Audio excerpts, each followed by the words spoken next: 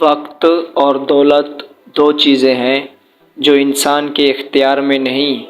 وقت انسان کو مجبور اور دولت مغرور بنا دیتی ہے۔ دوست ہو یا پرندہ، دونوں کو آزاد چھوڑ دو۔ لوٹ آیا تو تمہارا، نہ لوٹ کے آیا تو تمہارا کبھی تھا ہی نہیں۔ منافق کی ہمدردی دشمن کی تلوار سے زیادہ خطرناک ہے۔ جو لوگ دل کے اچھے ہوتے ہیں وہ جلدی روٹھ جاتے ہیں، جلدی مان جاتے ہیں، جلدی رونے لگ جاتے ہیں اور جلدی ہنسنے لگ جاتے ہیں۔ ایسے لوگ اللہ کو بڑے پسند ہوتے ہیں۔ کل کے رزق کی فکر نہ کرو، کیونکہ کل کا دن اپنا رزق خود لے کر آئے گا۔ دعا اور صدقہ دو ایسی تدابیر ہیں جو تقدیر کو بھی بدل سکتی ہیں۔ عقل کا بہترین دوست ادب ہے۔ اگر ادب ہوتا ہے تو عقل سنور جاتی ہے۔ رزق سخاوت میں پوشیدہ ہے، لوگ اس کو محنت میں تلاش کرتے ہیں۔ تین اوصاف ایسے ہیں کہ جس شخص میں موجود ہوں وہ کامل ایمان ہے۔ جب راضی اور خوش ہو تو خوشی میں آ کر کوئی برا کام نہ کرے، جب ناخوش ہو تو ناخوشی کے باعث حق سے باہر نہ ہو جائے، جب قدرت پائے تو کسی سے کوئی ایسی چیز نہ لے جو اس کی نہ ہو۔ حق کے راستے میں سب سے بڑی سختی یہ آتی ہے کہ انسان تنہا رہ جاتا ہے۔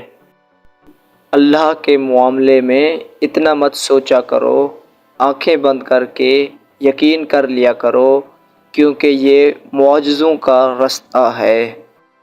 اس چیز کا غم نہ کریں کہ آپ نے غلط انسان پر محبت ضائع کر دی ہے، کیونکہ اللہ تعالیٰ وہی محبت آپ کو صحیح انسان کے ذریعے واپس لوٹا دے گا۔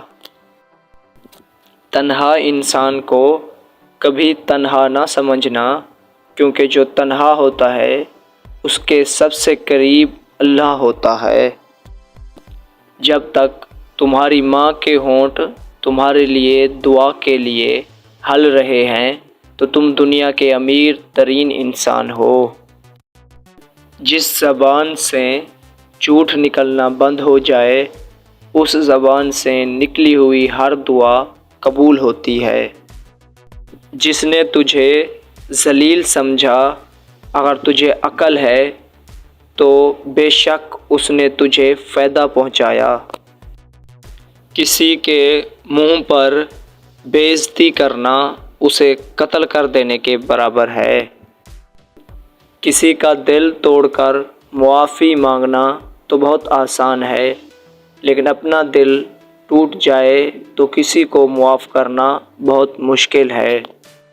حضرت علی سے کسی نے پوچھا، دل توڑنے والے کے لیے اللہ نے کیا سزا رکھی ہے؟ یہ سن کر حضرت علی علیہ السلام نے فرمایا، اے شخص، روز محشر جو سزا اللہ قتل کرنے والے کو دے گا وہی سزا دل توڑنے والے کو دے گا۔ تو اس شخص نے کہا، یا علی، قتل اور دل توڑنے والوں کی برابر سزا کیوں؟